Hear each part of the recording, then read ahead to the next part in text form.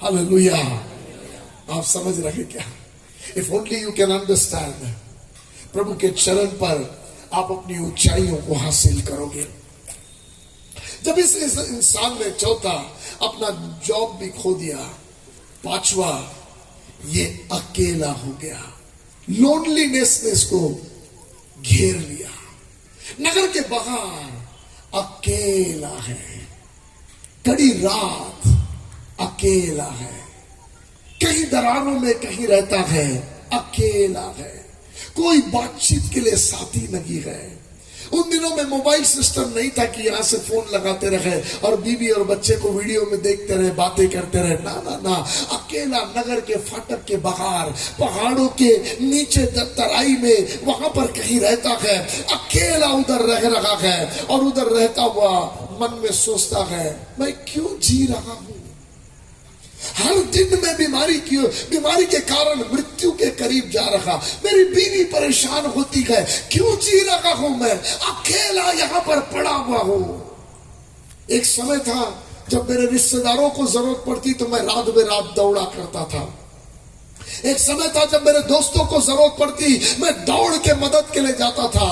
मगर आज जब मेरे पास समस्या आई तो कोई नहीं है मेरे पास। कितने लोग रो रहे हैं, पास्टर मैं अकेला लड़ रहा हूं, कोई नहीं है।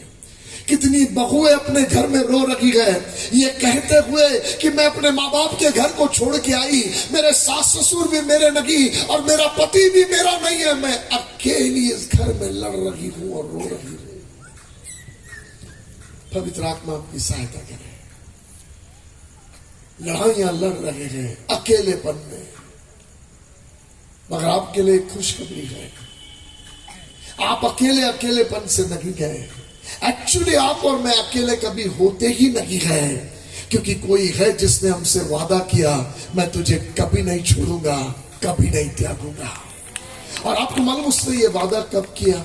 जब वो खुद अकेलापन का सामना किया, जब सारे लोगों ने छोड़ दिया, 12 चेलों ने छोड़ दिया और क्रूस पर लटका हुआ चिल्लाकर बोला, हे मेरे पिता तूने मुझे क्यों छोड़ दिया? वो यीशु जानता है अकेलापन क्या है, अकेलापन कितना बेकार है।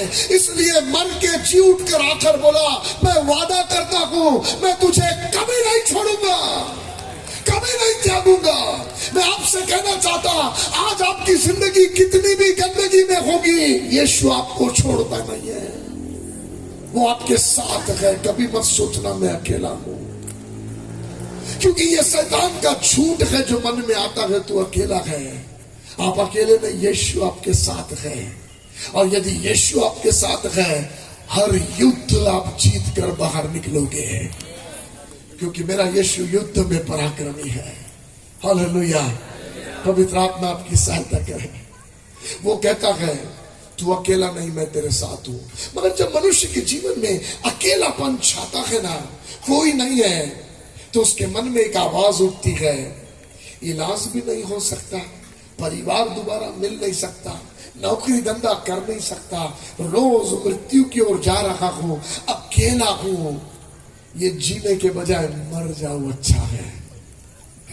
ये जिंदगी जीने का क्या मतलब? मैं मर जाऊं अच्छा है।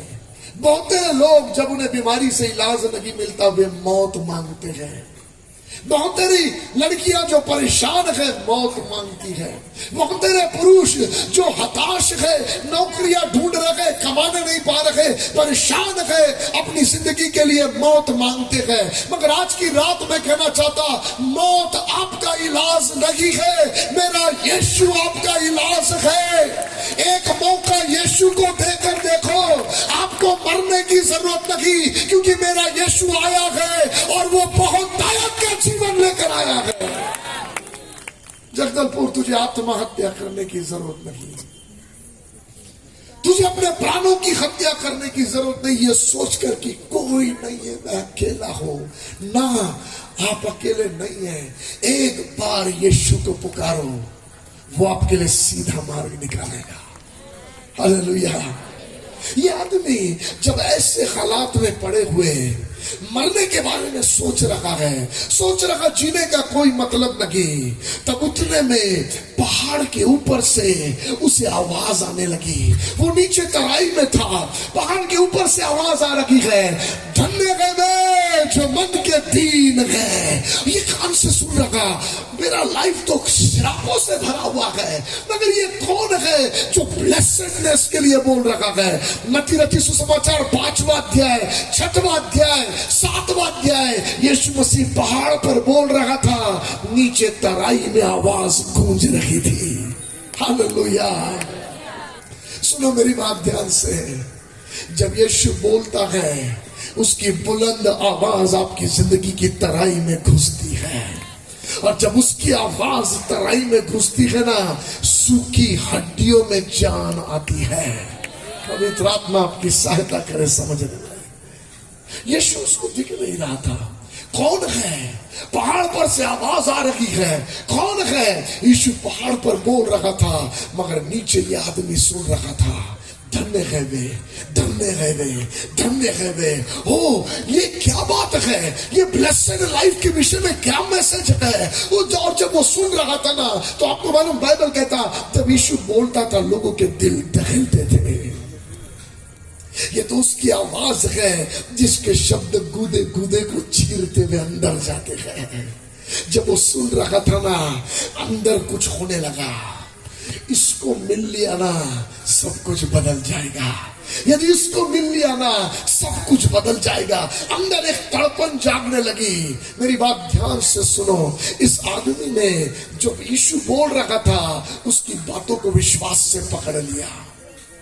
ध्यान से सुनना, यदि आप परमेश्वर के शब्दों को, उसके वचन को विश्वास से पकड़ोगे, मैं आपको वादा करता, यीशु खुद आकर आपके जीवन में उसको पूरा करेगा। यदि आप विश्वास से प्रभु के वादों को पकड़ोगे, यीशु खुद आकर वादा पूरा करेगा। इसने पुराना नियम, परमेश्वर के वादे वादे वादे, और जितनों ने वादों को पकड़ा, नए नियम में यीशु खुद आकर हर एक वादों को पूरा कर दिया। हालेलुया। अरे आप समझ रहे क्या? आज रात प्रभु आपके पास मैसेज भेज रहा है। आज रात प्रभु अपनी वाणी आपके पास भेज रहा। उछल के पकड़ लो विश्वास में, यीशु खुद आकर पूरा करेगा। पास्टर मोसेस नहीं कर सकता, यीशु खुद आकर पूरा करेगा। आपको मालूम, ध्यान से सुनना, यह आदमी के दिल में इच्छा है, मुझे जाकर उससे मिलना है, यीशु से मिलना है, मगर दो बातें इस आदमी को रोकती है। वही दो बातें आज भी लोगों को रोकती है यीशु के पास आने से। नंबर 1, वो खुद शरीर में इतना कमजोर है कि वो पहाड़ चढ़ नहीं सकता।